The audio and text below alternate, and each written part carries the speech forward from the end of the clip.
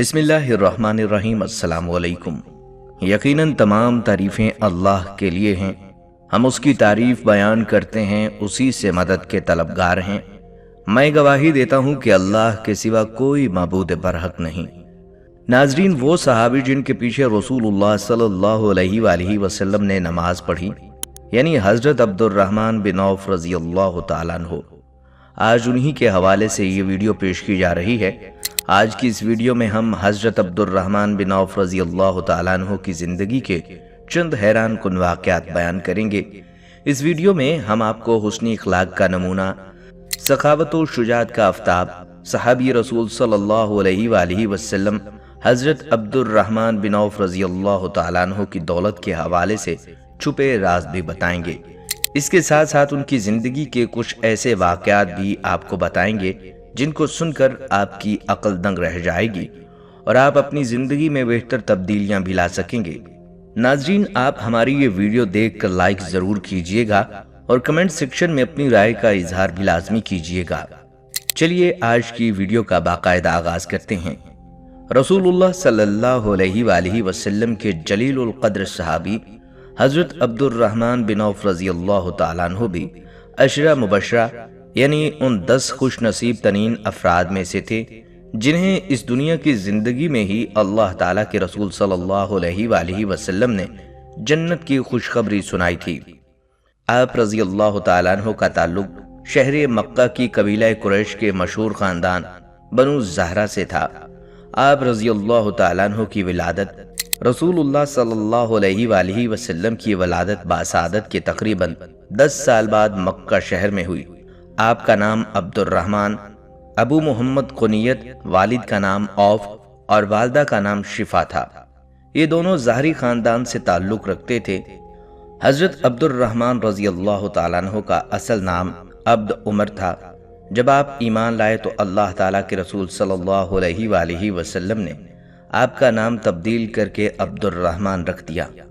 آپ رضی اللہ تعالیٰ عنہ بھی بھلائی میں تمام لوگوں پر سبقت لے جانے والوں میں سے تھے، یعنی وہ عظیم ترین افراد جنہوں نے بالکل ابتدائی دور میں دین اسلام قبول کیا کہ جب مسلمانوں کے لیے بہت ہی مظلومیت اور بے کسی و بے چارگی کا زمانہ چل رہا تھا۔ یہی وجہ ہے کہ ان حضرات کا بڑا مقام و مرتبہ ہے، ان کے لیے عظیم خوشخبریاں ہیں اور انہیں قرآن کریم میں السابقون الاولون کے نام سے یاد کیا گیا ہے۔ ابتدائی تعلیم و تربیت اس طرح سے ہوئی جس طرح سرداران قریش کے بچوں کی ہوا کرتی تھی۔ آپ رضی اللہ تعالیٰ عنہ کے اسلام لانے کا سبب یہ ہوا کہ یمن کے ایک بوڑھے عیسائی راہب نے آپ کو نبی آخر الزمان صلی اللہ علیہ وآلہ وسلم کے ظہور کی خبر دی اور یہ بتایا کہ وہ مکہ مکرمہ میں پیدا ہوں گے اور مدینہ منورہ کو ہجرت کریں گے۔ جب آپ یمن سے لوٹ کر مکہ مکرمہ آئے تو حضرت ابوبکر صدیق رضی اللہ تعالیٰ عنہ نے آپ کو اسلام کی ترغیب دی۔ چنانچہ ایک دن انہوں نے بارگاہ رسالت میں حاضر ہو کر اسلام قبول کر لیا۔ مکہ شہر میں دین اسلام کا سورج طلوع ہونے سے قبل ہی حضرت عبد الرحمن بن عوف رضی اللہ تعالیٰ عنہ کی حضرت ابوبکر صدیق رضی اللہ تعالیٰ عنہ کے ساتھ خاص دوستی اور قربت تھی۔ دونوں میں بہت گہرے روابط تھے۔ چنانچہ ظہور اسلام کے بعد حضرت ابوبکر صدیق رضی اللہ تعالیٰ عنہ کی دعوت کے نتیجے میں ہی حضرت عبد الرحمن بن عوف رضی اللہ تعالیٰ عنہ مشرف با اسلام ہوئے، جبکہ آپ سے پہلے چند ہی آدمی آغوش اسلام میں آئے تھے۔ چونکہ مسلمان ہوتے ہی آپ کے گھر والوں نے آپ پر ظلم و ستم کے پہاڑ توڑنا شروع کر دیے۔ قبول اسلام کے بعد تکالیف، مصائب و آلام اور آزمائشوں کا دور شروع ہوا۔ دین اسلام کے اسی ابتدائی دور میں جب مشرکین مکہ کی طرف سے ایذا رسانیوں کا سلسلہ عروج پر تھا، تب نبوت کے 5ویں سال رسول اللہ صلی اللہ علیہ وآلہ وسلم کے مشورے پر بہت سے مسلمان مکہ سے ملک حبشہ کی جانب ہجرت کر گئے۔ انہی مہاجرین حبشہ میں حضرت عبد الرحمن بن عوف رضی اللہ تعالیٰ عنہ بھی شامل تھے۔ آپ رضی اللہ تعالیٰ عنہ اپنا سارا مال و اسباب چھوڑ کر بالکل خالی ہاتھ ہجرت کر کے مدینہ منورہ چلے گئے۔ مدینہ منورہ پہنچ کر آپ نے بازار کا رخ کیا اور چند ہی دنوں میں آپ کی تجارت میں اس قدر خیر و برکت ہوئی کہ آپ کا شمار دولت مندوں میں ہونے لگا۔ ہجرت مدینہ کے موقع پر دیگر مسلمانوں کی طرح حضرت عبد الرحمن بن عوف رضی اللہ تعالیٰ عنہ بھی مدینہ منورہ پہنچے، جہاں رسول اللہ صلی اللہ علیہ وآلہ وسلم نے مہاجرین و انصار کے مابین مواقعات کے موقع پر انہیں اور سعد بن ربیع الانصاری رضی اللہ تعالیٰ عنہ کو رشتہ اخوت میں منسلک فرما دیا۔ اس رشتہ اخوت میں بندھ جانے کے بعد حضرت سعد بن ربیع رضی اللہ تعالیٰ عنہ نے حضرت عبد الرحمن بن عوف رضی اللہ تعالیٰ عنہ کو مخاطب کرتے ہوئے کہا، دیکھیے عبد الرحمن، میرے پاس خوب مال و دولت ہے اور وہ ہم آپس میں تقسیم کر لیتے ہیں۔ نیز میرے پاس کھجوروں کے 2 باغ ہیں، ان میں سے جو آپ کو پسند آئے وہ لے لیجئے، اور میری 2 بیویاں ہیں، ان کو دیکھو، جو پسند آئے اس کا نام بتاؤ، میں طلاق دے دوں گا، عدت گزارنے کے بعد تم نکاح کر لینا۔ لیکن حضرت عبد الرحمن بن عوف رضی اللہ تعالیٰ عنہ کی غیرت نے گوارا نہ کیا۔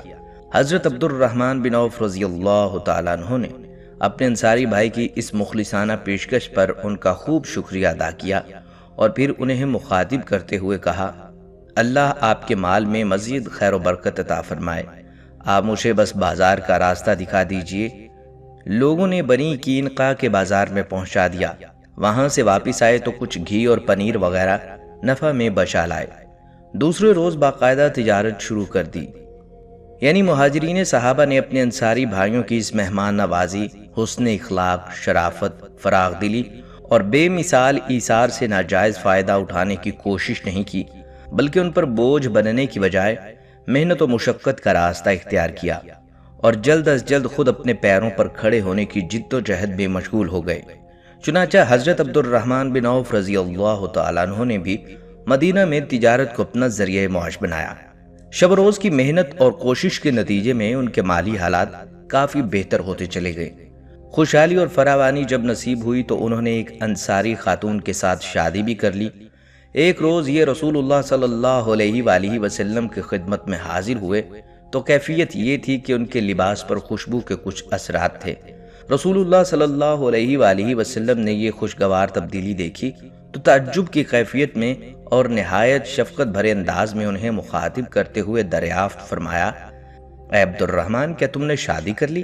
اس پر عبد الرحمن رضی اللہ تعالیٰ عنہ نے عرض کیا، جی ہاں یا رسول اللہ۔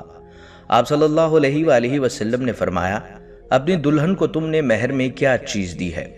عرض کیا، کھجور کی گٹھلی کے وزن کے برابر سونا۔ آپ صلی اللہ علیہ وآلہ وسلم نے تاکیدی انداز میں فرمایا، ولیمہ ضرور کرنا، اگرچہ محض 1 بکری ہی کیوں نہ ہو۔ اور پھر آپ صلی اللہ علیہ وآلہ وسلم نے انہیں دعائے خیر دیتے ہوئے فرمایا، اللہ تمہیں خیر و برکت عطا فرمائے، بروایت بخاری شریف۔ ناظرین، اس موقع پر یہ بات قابل غور ہے کہ ان جلیل القدر شخصیات کی سادگی قابل دید ہے کہ شادی کے موقع پر کسی بڑی تقریب کا کوئی اہتمام نہیں، کوئی دھوم دھڑکا نہیں، فضول خرچی اور جھوٹی شان و شوکت کا وہاں کوئی تصور نہیں۔ رسول اللہ صلی اللہ علیہ وآلہ وسلم تک کو بھی خبر نہ ہو سکی، لیکن آپ صلی اللہ علیہ وآلہ وسلم نے کوئی شکوہ نہیں کیا۔ یقیناً اس سادگی میں امت کے لیے بڑا لمحہ فکریہ ہے۔ رسول اللہ صلی اللہ علیہ وآلہ وسلم نے اپنے صحابی عبد الرحمن بن عوف رضی اللہ تعالیٰ عنہ کو اس دعائے برکت سے جو نوازا، اس مبارک دعا کا جو اثر ظاہر ہوا، اس کے بارے میں حضرت عبد الرحمن بن عوف رضی اللہ تعالیٰ عنہ فرماتے ہیں، اس دعائے خیر کے بعد دنیاوی نعمتیں خود بخود میرے پاس آتی چلی گئیں، یہاں تک کہ مجھے یہ گمان ہونے لگا کہ اگر میں کوئی پتھر بھی اٹھاؤں گا تو اس کے نیچے سے میرے لیے سونا یا چاندی برآمد ہوگا۔ ہجرت مدینہ کے بعد جب غزوات کی نوبت آئی تو حق و باطل کے درمیان پہلی یادگار جنگ یعنی غزوہ بدر کے موقع پر اور پھر دوسری جنگ احد کے موقع پر حضرت عبد الرحمن بن عوف رضی اللہ تعالیٰ عنہ رسول اللہ صلی اللہ علیہ وآلہ وسلم کی زیر قیادت شریک بلکہ پیش رہے اور شجاعت و بہادری کے خوب جوہر دکھائے۔ غزوہ بدر میں 2 نوجوان انصاری پہلو میں کھڑے تھے۔ انہوں نے آہستہ سے پوچھا، ابو جہل کون ہے جو سرور کائنات صلی اللہ علیہ وآلہ وسلم کی شان میں بد زبانی کرتا ہے؟ اسی اثناء میں ابو جہل سامنے آ گیا۔ حضرت عبد الرحمن رضی اللہ تعالیٰ عنہ نے کہا، وہ دیکھو جس کو تم پوچھتے تھے سامنے موجود ہے۔ ان دونوں نے جھپٹ کر ایک ساتھ وار کیا اور اس ناپاک ہستی سے دنیا کو نجات دلا دی۔ غزوہ احد کے موقع پر جب مسلمان اپنی ہی ایک غلطی کی وجہ سے جیتی ہوئی جنگ ہار گئے ہر طرف افراتفری پھیل گئی۔ تب اس نازک ترین صورتحال میں مٹھی بھر چند افراد جو رسول پاک صلی اللہ علیہ وآلہ وسلم کے ہمراہ موجود تھے، انہی میں حضرت عبد الرحمن رضی اللہ تعالیٰ عنہ بھی شامل تھے۔ اس موقع پر انہوں نے بڑی تکلیفیں اٹھائیں، بہت چوٹیں کھائیں، تلواروں اور تیروں کے بہت سے زخم لگے، لیکن ان کی بہادری اور ثابت قدمی میں کوئی فرق نہ آیا۔ پائے استقامت میں ذرہ برابر لغزش نہیں آئی۔ اور پھر جنگ کے اختتام پر جب میدان جنگ سے نکلے تو کیفیت یہ تھی کہ جسم کے مختلف مقامات پر 20 سے زیادہ کاری زخم لگے ہوئے تھے۔ صحت کے بعد بھی ہمیشہ لنگڑا کر چلتے تھے۔ بدر اور احد کے بعد بھی آپ صلی اللہ علیہ وآلہ وسلم کی حیات طیبہ کے دوران جتنے بھی غزوات پیش آئے، حضرت عبد الرحمن بن عوف رضی اللہ تعالیٰ عنہ ہمیشہ ہر غزوے کے موقع پر رسول اللہ صلی اللہ علیہ وآلہ وسلم کی زیر قیادت شریک رہے، بلکہ پیش رہے اور شجاعت و جرات کے خوب جوہر دکھائے۔ سن 6 ہجری میں رسول اللہ صلی اللہ علیہ وآلہ وسلم نے دومۃ الجندل کی جانب لشکر کی روانگی کے وقت حضرت عبد الرحمن بن عوف رضی اللہ تعالیٰ عنہ کو اس لشکر کا سپاہ سالار مقرر فرمایا۔ اس موقع پر آپ صلی اللہ علیہ وآلہ وسلم نے نہایت شفقت اور محبت کے ساتھ خود اپنے دست مبارک سے ان کے سر پر امامہ باندھا اور پھر دعائے خیر و برکت کے ساتھ انہیں روانہ فرمایا۔ ناظرین، دومۃ الجندل مدینہ سے شمال کی جانب تقریباً 600 کلومیٹر کے فاصلے پر سعودی عرب کے موجودہ شہر الجوف کے قریب واقع ہے۔ عہد نبوی میں اس علاقے کی جانب متعدد بار لشکر روانہ کیے گئے تھے، جن میں سے ایک موقع پر سن 5 ہجری میں خود رسول پاک صلی اللہ علیہ وآلہ وسلم بھی شریک تھے، جبکہ اس کے بعد سن 6 ہجری میں حضرت عبد الرحمن بن عوف رضی اللہ تعالیٰ عنہ کی سپہ سالاری میں دوبارہ لشکر روانہ کیا گیا تھا۔ شعبان 6 ہجری میں دومۃ الجندل کی مہم پر مامور ہوئے۔ رسول اللہ صلی اللہ علیہ وآلہ وسلم نے بلا کر اپنے دست اقدس سے امامہ باندھا، پیچھے شملہ چھوڑا اور ہاتھ میں علم دے کر فرمایا، بسم اللہ، راہ خدا میں روانہ ہو جاؤ۔ جو لوگ خدا کی نافرمانی اور عصیان میں مبتلا ہیں ان سے جا کر جہاد کرو، لیکن کسی کو دھوکہ نہ دینا، فریب نہ کرنا، بچوں کو نہ مارنا۔ یہاں تک کہ دومۃ الجندل پہنچ کر قبیلہ کلب کو اسلام کی دعوت دینا، اگر وہ قبول کریں تو ان کے بادشاہ کی لڑکی سے نکاح کر لینا۔ حضرت عبد الرحمن بن عوف رضی اللہ تعالیٰ عنہ اس اعزاز کے ساتھ مدینہ سے روانہ ہو کر دومۃ الجندل پہنچے اور 3 دن تک دعوت و تبلیغ اسلام کا فرض اس خوش اسلوبی سے انجام دیتے رہے کہ قبیلہ کلب کے سردار سبغ بن عمرو الکلبی، جو مذہباً عیسائی تھے، اور اس کی قوم کے بہت سے لوگ دائرہ اسلام میں داخل ہو گئے، البتہ بعضوں کو جن کو اس کی توفیق نہ ہوئی جزیہ منظور کر لیا۔ حضرت عبد الرحمن بن عوف رضی اللہ تعالیٰ عنہ نے حسب فرمان اسبغ کی لڑکی تمازر سے شادی کر لی اور رخصت کر کے مدینہ لے آئے۔ چنانچہ ابو سلمہ بن عبد الرحمن انہی کے وطن سے پیدا ہوئے۔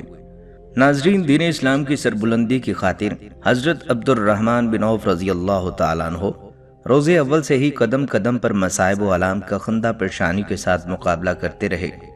ہجرت حبشہ ہو یا ہجرت مدینہ، مشرکین و مخالفین کے خلاف غزوات ہوں یا کوئی بھی موقع ہو، ہر موقع پر اور ہر آزمائش میں حضرت عبد الرحمن بن عوف رضی اللہ تعالیٰ عنہ ہمیشہ بے مثال استقامت اور جرات و شجاعت کا مظاہرہ کرتے رہے۔ آزمائش کی ہر گھڑی میں بڑی سے بڑی قربانی دینے کے لیے ہمہ وقت آمادہ اور تیار رہے۔ جس طرح مختلف غزوات کے موقع پر حضرت عبد الرحمن بن عوف رضی اللہ تعالیٰ عنہ ہمیشہ پیش رہے اور جسمانی طور پر تکالیف اور ہر قسم کی صعوبتیں اور مشقتیں برداشت کرتے رہے، اس سے بڑھ کر قابل ذکر ان کی وہ قربانیاں اور خدمات ہیں جو ہمیشہ ہر موقع پر یہ اپنے مال و دولت کے ذریعے انجام دیتی رہے۔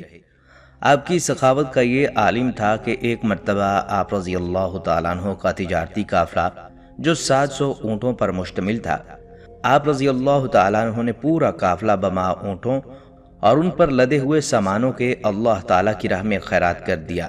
ایک مرتبہ حضور صلی اللہ علیہ وآلہ وسلم نے اپنے صحابہ رضی اللہ تعالیٰ عنہ کو صدقہ دینے کی ترغیب دی تو آپ رضی اللہ تعالیٰ عنہ نے 4000 درہم پیش کر دیے، دوسری مرتبہ 40,000 درہم اور تیسری مرتبہ 500 گھوڑے 500 اونٹ پیش کر دیے۔ بوقت وفات 1000 گھوڑے اور 50,000 دیناروں کا صدقہ کیا اور جنگ بدر میں شریک ہونے والے صحابہ اکرام رضی اللہ تعالیٰ عنہم کے لیے 400 دینار کی وصیت فرمائی، اور ام المومنین حضرت بی بی عائشہ صدیقہ رضی اللہ تعالیٰ عنہ اور دوسری ازواج مطہرات کے لیے ایک باغ کی وصیت کی جو 40,000 درہم کی مالیت کا تھا۔ رسول پاک صلی اللہ علیہ وآلہ وسلم نے ان کے لیے جو دعائے خیر و برکت فرمائی تھی، اس کے نتیجے میں دیکھتے ہی دیکھتے بڑی سرحد کے ساتھ ان کے مال میں خیر و برکت کے آثار خوب نظر آنے لگے، خوب فراوانی اور خوشحالی تھی۔ اللہ کے دیے ہوئے اس مال میں سے حضرت عبد الرحمن بن عوف ہمیشہ اللہ کے بندوں کی فلاح و بہبود کی خاطر، اللہ کے دین کی سربلندی کی خاطر، خصوصاً مختلف غزوات کے موقع پر خوب دل کھول کر اور بڑی ہی سخاوت و فیاضی کے ساتھ مال و دولت خرچ کرتے رہے، اور یوں راہ حق میں جسمانی قربانیوں کے ساتھ ساتھ مالی قربانیوں کی بھی ایک طویل داستان رقم کر گئے۔ خصوصاً 9 ہجری میں پیش آنے والے تاریخی غزوہ تبوک کے موقع پر جب قحط کا زمانہ چل رہا تھا، مال و اسباب، اسلحہ، خوراک، غرض یہ کہ ہر لحاظ سے بڑی تنگی و عسرت کا سامنا تھا۔ اس موقع پر حضرت عبد الرحمن بن عوف رضی اللہ تعالیٰ عنہ نے 200 اوقیہ خالص سونا بطور تعاون پیش کیا تھا۔ پھر یہ لشکر رسول اللہ صلی اللہ علیہ وآلہ وسلم کی زیر قیادت مدینہ سے اپنی منزل مقصود یعنی تبوک کی جانب رواں دوا ہو گیا۔ طویل ترین مسافت طے کرنے کے بعد جب یہ لشکر تبوک پہنچا تو وہاں ایک اور بہت بڑی فضیلت و سعادت حضرت عبد الرحمن بن عوف رضی اللہ تعالیٰ عنہ کی منتظر تھی۔ ہوا یہ کہ ایک روز جب فجر کی نماز کا وقت ہو چکا تھا، رسول پاک صلی اللہ علیہ وآلہ وسلم قضائے حاجت کی غرض سے کچھ دور تشریف لے گئے تھے، جبکہ اسلامی لشکر میں موجود سبھی افراد وہاں نماز با جماعت کی غرض سے موجود تھے۔ ایسے میں یہ اندیشہ پیدا ہونے لگا کہ کہیں نماز فجر کا یہ وقت نکل نہ جائے۔ اب سب ہی لوگ تشویش میں مبتلا ہو گئے۔ کچھ لوگوں نے اصرار کیا کہ ہمیں نماز قضا نہیں کرنی چاہیے، رسول اللہ صلی اللہ علیہ وآلہ وسلم کو شاید کسی وجہ سے تاخیر ہو گئی ہے۔ اگر آپ صلی اللہ علیہ وآلہ وسلم کو اس بات کا علم ہوگا کہ ہم سب نے محض آپ صلی اللہ علیہ وآلہ وسلم کے انتظار میں نماز قضا کر دی تو یقیناً آپ صلی اللہ علیہ وآلہ وسلم ناراض ہوں گے، لہٰذا ہمیں نماز پڑھ لینی چاہیے۔ جبکہ دیگر کچھ لوگوں کا اصرار یہ تھا کہ ہمیں بہر صورت رسول اللہ صلی اللہ علیہ وآلہ وسلم کا انتظار کرنا چاہیے۔ یہی صورتحال جاری تھی کہ اس دوران کچھ لوگوں نے حضرت عبد الرحمن بن عوف رضی اللہ تعالیٰ عنہ سے امامت کے لیے خوب اصرار کیا، اور پھر تقریباً زبردستی انہیں امامت کے لیے آگے بڑھا دیا، جس پر حضرت عبد الرحمن بن عوف رضی اللہ تعالیٰ عنہ کی امامت میں نماز با جماعت کا آغاز ہوا۔ اسی دوران رسول اللہ صلی اللہ علیہ وآلہ وسلم تشریف لے آئے، اور آپ صلی اللہ علیہ وآلہ وسلم نے دیگر تمام افراد کی طرح حضرت عبد الرحمن بن عوف رضی اللہ تعالیٰ عنہ کی اقتداء میں ہی اس روز نماز فجر ادا کی، اور یوں اس تاریخی غزوہ تبوک کے موقع پر یہ اتنی بڑی سعادت بھی ان کے حصے میں آئی۔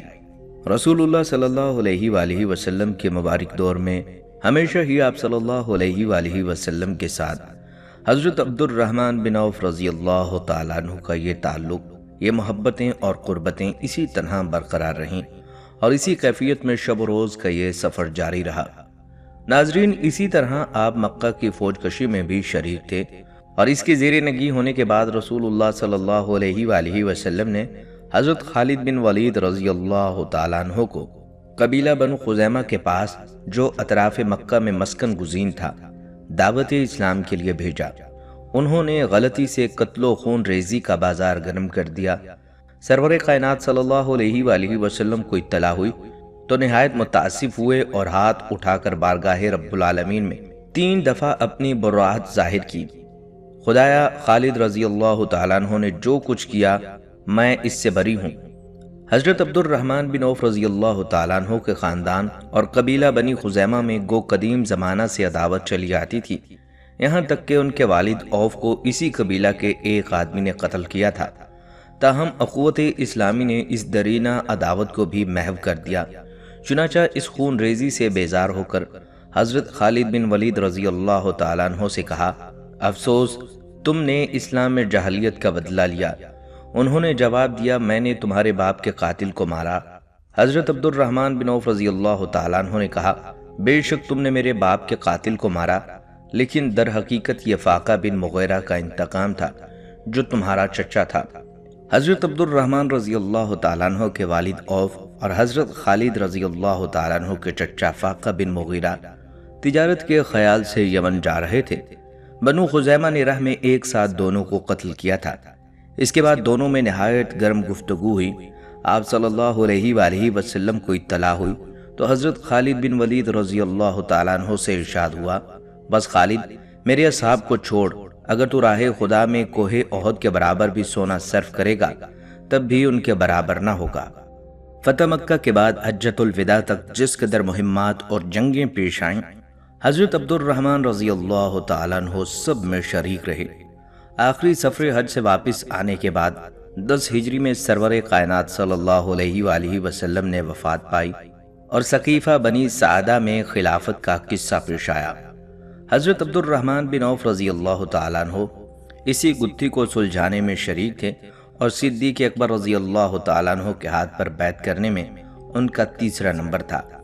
رسول اللہ صلی اللہ علیہ وآلہ وسلم کے مبارک دور میں حضرت عبد الرحمن بن عوف رضی اللہ تعالیٰ عنہ ہمیشہ نہایت ذوق و شوق اور اہتمام کے ساتھ آپ صلی اللہ علیہ وآلہ وسلم کی خدمت میں حاضری، خدمت گزاری، علمی استفادہ اور کسب فیض میں مشغول رہے۔ اسی طرح رسول اللہ صلی اللہ علیہ وآلہ وسلم کی طرف سے بھی ان کے لیے محبتوں اور عنایتوں کا مبارک سلسلہ ہمیشہ جاری رہا۔ آپ صلی اللہ علیہ وآلہ وسلم تا دم آخر ان سے انتہائی مسرور اور مطمئن رہے، یہاں تک کہ اسی کیفیت میں رسول اللہ صلی اللہ علیہ وآلہ وسلم کا مبارک زمانہ گزر گیا۔ عہد نبوی کے بعد اب خلیفہ اول حضرت ابو بکر صدیق رضی اللہ تعالیٰ عنہ کے دور خلافت میں، عہد نبوی صلی اللہ علیہ وآلہ وسلم کے بعد اب خلیفہ اول حضرت ابو بکر صدیق رضی اللہ تعالیٰ عنہ کے دور خلافت میں بھی انہیں دینی، علمی، معاشرتی، سیاسی، غرض یہ کہ ہر حیثیت سے بڑی اہمیت حاصل رہی اور انہیں حضرت ابو بکر صدیق رضی اللہ تعالیٰ عنہ کے خاص دوست، قریبی ساتھی اور مشیر خاص کی حیثیت سے دیکھا جاتا رہا۔ غرض خلیفہ اول کے عہد میں حضرت عبد الرحمن بن عوف رضی اللہ تعالیٰ عنہ ایک مخلص مشیر اور مصائب الرائے رکن کی حیثیت سے ہر قسم کے مشوروں میں شریک رہے۔ 13 ہجری میں جب صدیق اکبر رضی اللہ تعالیٰ عنہ کا آفتاب حیات لب وام آیا اور ایک جانشین نامزد کرنے کی فکر دامن گیر ہوئی تو انہوں نے سب سے پہلے حضرت عبد الرحمن بن عوف رضی اللہ تعالیٰ عنہ کو بلا کر اس کے متعلق مشورہ کیا اور اس منصب جلیل کے لیے فاروق اعظم رضی اللہ تعالیٰ عنہ کا نام لیا۔ حضرت عبد الرحمن رضی اللہ تعالیٰ عنہ نے نہایت آزادی اور خلوص کے ساتھ کہا، عمر رضی اللہ تعالیٰ عنہ کی اہلیت میں کیا شک ہے، لیکن مزاج میں سختی ہے۔ حضرت ابو بکر صدیق رضی اللہ تعالیٰ عنہ نے فرمایا، ان کی سختی اس لیے تھی کہ میں نرم تھا، لیکن جب یہ بارے گراں انہی پر آ پڑے گا تو وہ خود بخود نرم پڑ جائیں گے۔ غرض یہ کہ چند روز علالت کے بعد خلیفہ اول حضرت ابو بکر صدیق رضی اللہ تعالیٰ عنہ نے داعی اجل کو لبیک کہا۔ فاروق اعظم رضی اللہ تعالیٰ عنہ نے مسند خلافت پر قدم رکھنے کے ساتھ نظام خلافت کو پہلے سے زیادہ منظم اور مرتب کر دیا۔ مہمات، مسائل پر بحث و مباحثے کے لیے ایک مستقل مجلس شورا قائم کی۔ حضرت عبد الرحمن رضی اللہ تعالیٰ عنہ اس مجلس کے نہایت صاحب الرائے، پرجوش اور سرگرم رکن ثابت ہوئے۔ بہت سے معاملات میں انہی کی رائے پر آخری فیصلہ ہوا۔ عراق پر مستقل اور باقاعدہ فوج کشی کے لیے ایک عظیم الشان لشکر مجتمع ہوا اور عوام نے زور ڈالا کہ خود امیر المومنین حضرت فاروق اعظم رضی اللہ تعالیٰ عنہ اس فوج کی باغ اپنے ہاتھ میں لیں، یہاں تک کہ حضرت عمر بن خطاب رضی اللہ تعالیٰ عنہ خود بھی اس کے لیے تیار ہو گئے۔ تو اس وقت صرف حضرت عبد الرحمن رضی اللہ تعالیٰ عنہ ہی تھے جنہوں نے سختی کے ساتھ اس کی مخالفت کی اور کہا، لڑائی کے دونوں پہلو ہیں، خدا نہ خواستہ اگر شکست ہوئی اور امیر المومنین کو کچھ صدمہ پہنچا تو پھر اسلام کا خاتمہ ہے۔ حضرت عبد الرحمن رضی اللہ تعالیٰ عنہ کی اس مال اندیشی نے تمام اکابر صحابہ کی آنکھیں کھول دیں اور سب نے پرزور الفاظ میں اس کی تائید کی، لیکن مشکل یہ تھی کہ اس اہم عہدہ کے لائق کوئی شخص نہ تھا۔ حضرت علی رضی اللہ تعالیٰ عنہ سے کہا گیا تو انہوں نے صاف انکار کر دیا۔ غرض اسی غور و فکر میں تھے کہ حضرت عبد الرحمن رضی اللہ تعالیٰ عنہ کی نگاہ انتخاب نے یہ مشکل بھی حل کر دی اور کھڑے ہو کر کہا میں نے پا لیا۔ حضرت عمر رضی اللہ تعالیٰ عنہ نے پوچھا کون ہے؟ بولے سعد ابی وقاص رضی اللہ تعالیٰ عنہ۔ اس حسن انتخاب پر ہر طرف سے صدائے تحسین و آفرین بلند ہوئی اور واقعات نے بہت جلد ثابت کر دیا کہ یہ انتخاب کس قدر موزوں تھا۔ ناظرین، خلیفہ دوم حضرت عمر بن خطاب رضی اللہ تعالیٰ عنہ کے دور خلافت میں حضرت عبد الرحمن بن عوف رضی اللہ تعالیٰ عنہ کی حیثیت اور ممتاز و منفرد مقام و مرتبہ برقرار رہا۔ یہی وجہ تھی کہ حضرت عمر رضی اللہ تعالیٰ عنہ جب نماز فجر کی امامت کے دوران قاتلانہ حملے کے نتیجے میں شدید زخمی ہو گئے تھے، تب انہوں نے فوری طور پر نماز مکمل کرنے کی غرض سے حضرت عبد الرحمن بن عوف رضی اللہ تعالیٰ عنہ کو اپنی جگہ آگے بڑھا دیا۔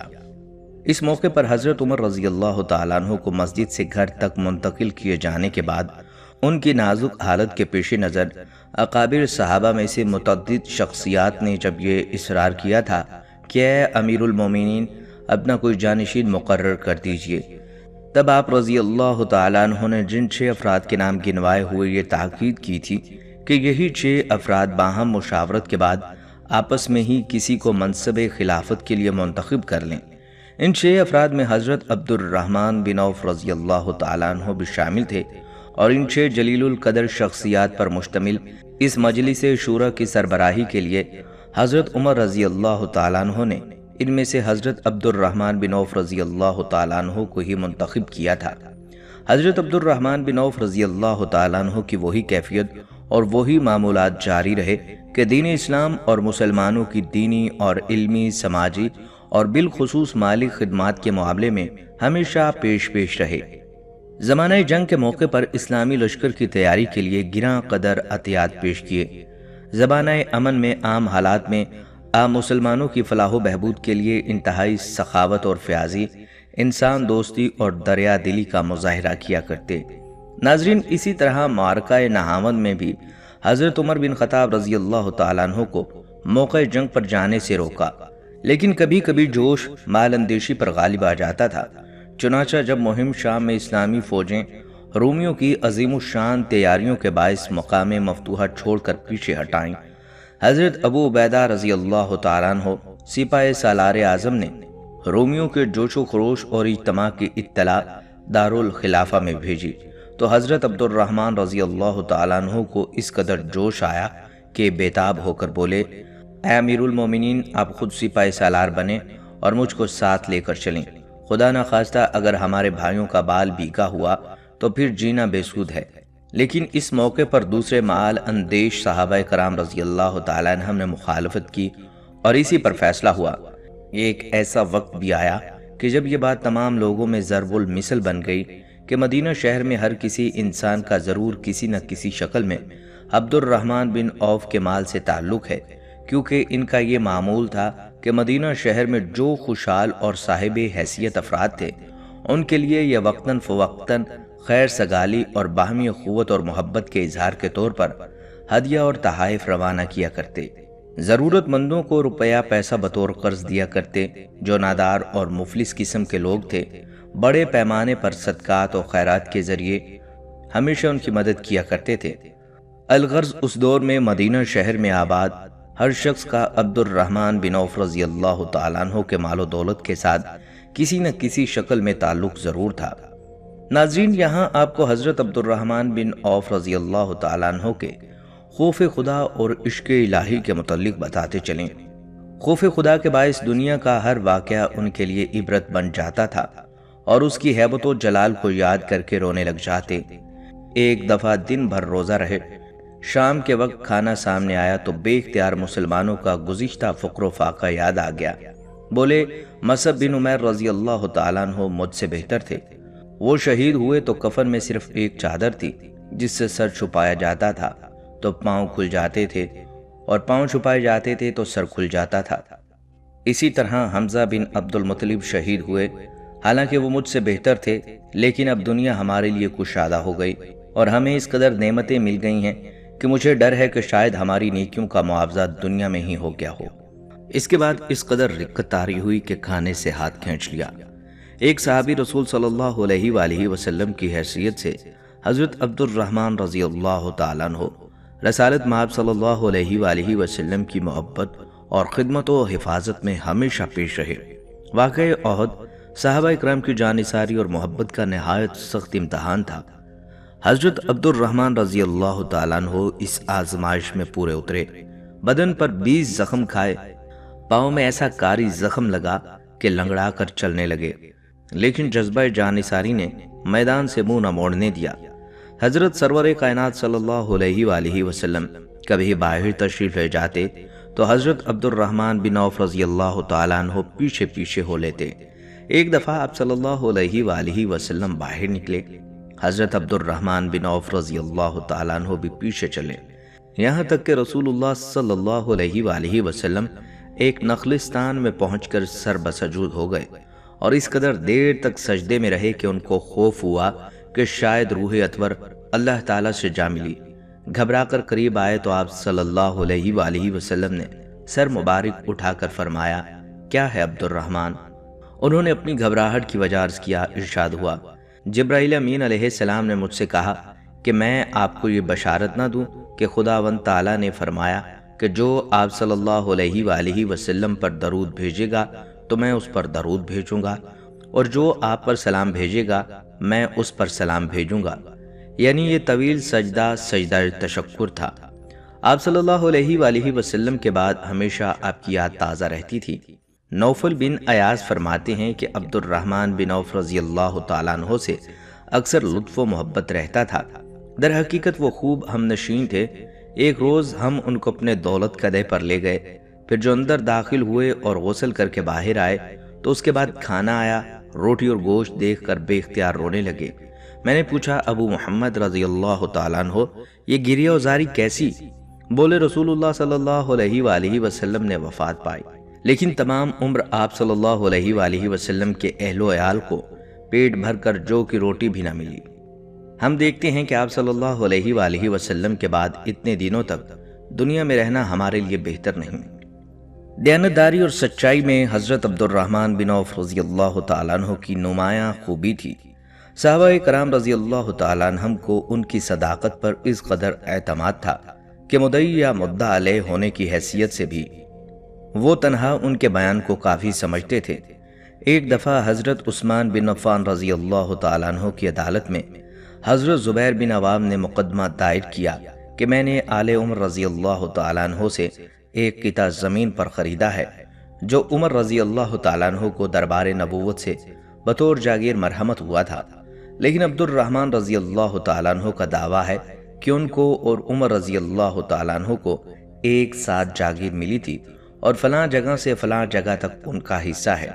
حضرت عثمان رضی اللہ تعالیٰ عنہ نے فرمایا، عبد الرحمن رضی اللہ تعالیٰ عنہ اپنے موافق یا مخالف شہادت دے سکتے ہیں۔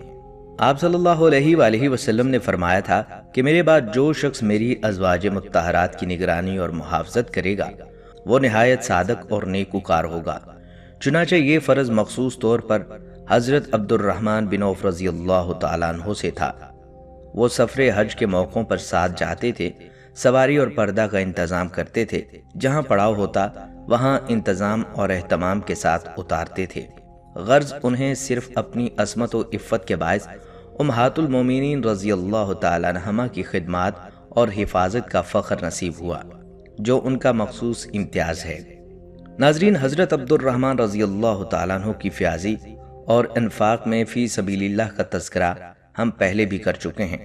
یہ آپ صلی اللہ علیہ وآلہ وسلم کے عہد سے ہی شروع ہو چکا تھا اور وقتاً فوقتاً قومی مذہبی ضروریات کے لیے گراں قدر رقمیں پیش کی۔ سورہ برات نازل ہوئی اور صحابہ کرام رضی اللہ تعالیٰ عنہم کو صدقہ و خیرات کی ترغیب دی گئی، تو حضرت عبد الرحمن رضی اللہ تعالیٰ عنہ نے اپنا نصف مال یعنی 4000 دینار پیش کیے اور پھر دوسری مرتبہ 40 ہزار دینار وقف کیے۔ اسی طرح جہاد کے لیے 500 گھوڑے اور 500 اونٹ حاضر کیے۔ عام خیرات اور صدقات کا یہ حال تھا کہ ایک ہی دن میں 30 غلام آزاد کر دیتے تھے۔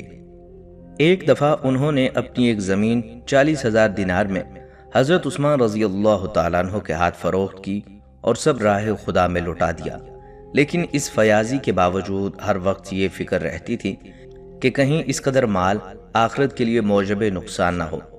ایک مرتبہ ام المومنین حضرت ام سلمہ رضی اللہ تعالیٰ عنہ کی خدمت میں حاضر ہو کر گزارش کی، اماں مجھے خوف ہے کہ کثرت مال مجھے ہلاک کر دے گی۔ ارشاد ہوا، بیٹا راہ خدا میں صرف کرو۔ میں نے رسول اللہ صلی اللہ علیہ وآلہ وسلم سے سنا ہے کہ میرے اصحاب میں بعض ایسے ہیں کہ مفارقت کے بعد انہیں میرا دیدار نصیب ہوگا۔ غرض فیاضی اور انفاق میں سبیل اللہ کا سلسلہ آخری لمحہ حیات تک قائم رہا۔ وفات کے وقت بھی 50,000 دینار اور 1,000 گھوڑے راہ خدا میں وقف کیے۔ نیز بدر میں جو صحابہ کرام رضی اللہ تعالیٰ عنہم شریک ہوئے تھے اور اس وقت تک زندہ موجود تھے، ان میں سے ہر ایک کے لیے 400 دینار کی وصیت کی۔ بیان کیا جاتا ہے کہ اس وقت 100 اصحاب حیات تھے اور سب نے نہایت خوشی کے ساتھ اس وصیت سے فائدہ اٹھایا، یہاں تک کہ حضرت عثمان رضی اللہ تعالی عنہ نے بھی حصہ لیا۔ اس معاشرے میں بالخصوص 3 قسم کے افراد ایسے تھے جن پر عبد الرحمن بن عوف رضی اللہ تعالیٰ عنہ بہت زیادہ دریا دلی کے ساتھ اپنا مال و دولت خرچ کیا کرتے تھے۔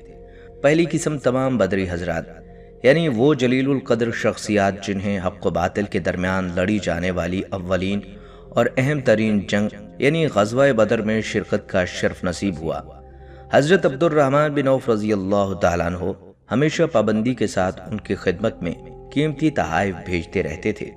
دوسری قسم قبیلہ قریش کے خاندان بنو زہرہ سے تعلق رکھنے والے افراد، کیونکہ خود عبد الرحمن بن عوف رضی اللہ تعالیٰ عنہ کا تعلق بھی اسی خاندان بنو زہرہ سے تھا۔ تیسری قسم امہات المومنین، یعنی رسول اللہ صلی اللہ علیہ وآلہ وسلم کی ازواج مطہرات۔ رسول پاک صلی اللہ علیہ وآلہ وسلم کی اس جہان فانی سے رحلت کے بعد حضرت عبد الرحمن بن عوف رضی اللہ تعالیٰ عنہ امہات المومنین کی ضروریات زندگی کا بہت زیادہ خیال رکھا کرتے تھے۔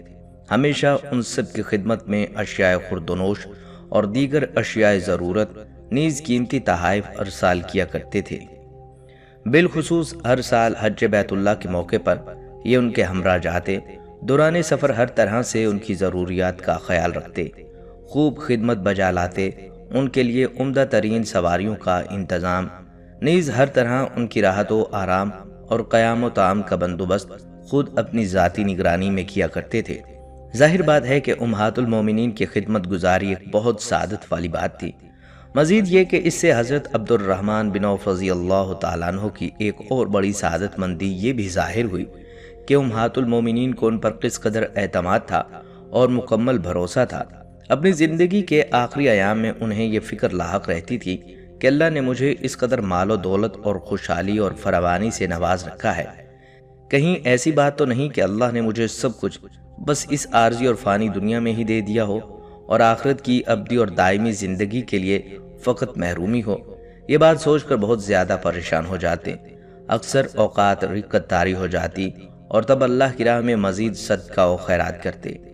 انفاق فی سبیل اللہ کا یہ سلسلہ آخری ایام میں بہت زیادہ بڑھ گیا تھا۔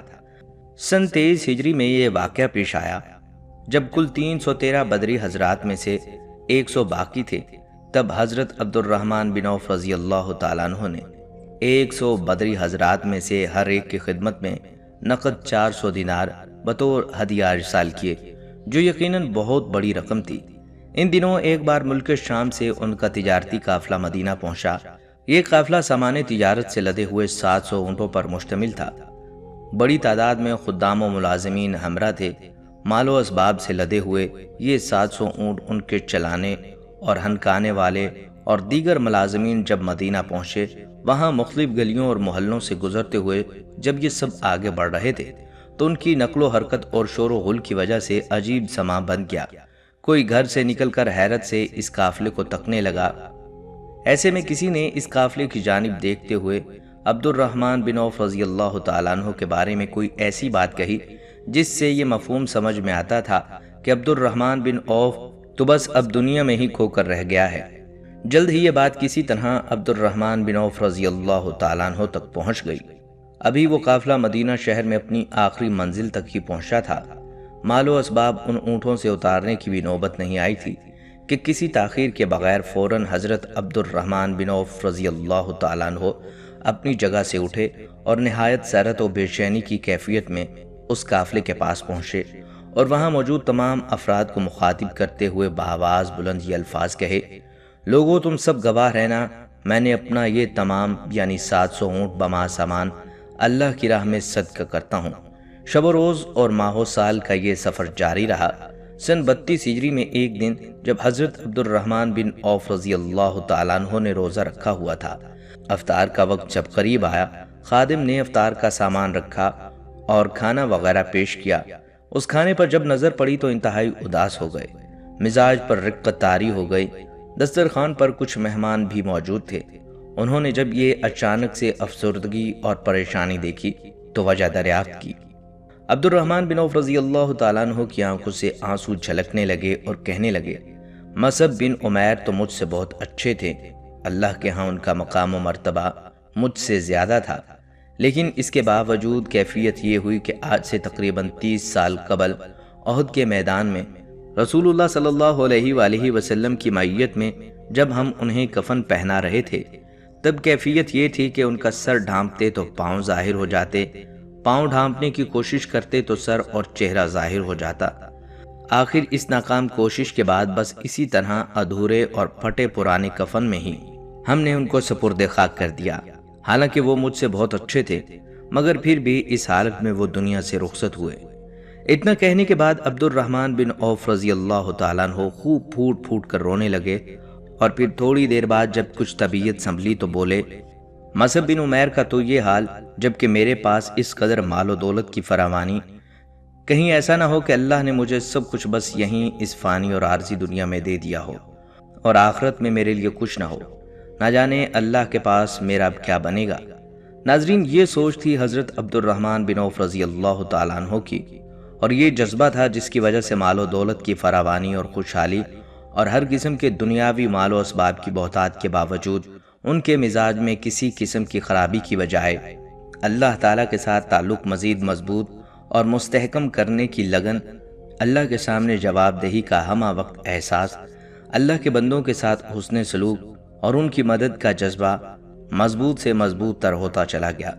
اسی کیفیت میں آتے جاتے موسموں کا یہ سفر جاری رہا۔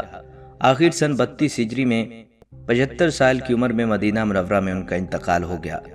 خلیفہ وقت امیر المومنین حضرت عثمان بن عفان رضی اللہ تعالیٰ عنہ، حضرت علی بن ابی طالب رضی اللہ تعالیٰ عنہ، حضرت سعد ابن وقاص رضی اللہ تعالیٰ عنہ اور دیگر متعدد صحابہ کرام نے مل کر تجہیز و تکفین کے فرائض سر انجام دیے۔ حضرت علی رضی اللہ تعالیٰ عنہ نے جنازے پر کھڑے ہو کر کہا: اے ابن عوف، جا تو نے دنیا کا صاف پانی پایا اور گدلا چھوڑ دیا۔ حضرت سعد بن ابی وقاص جنازہ اٹھانے والوں میں شریک تھے اور کہتے جاتے تھے، یعنی یہ پہاڑ بھی چل بسا۔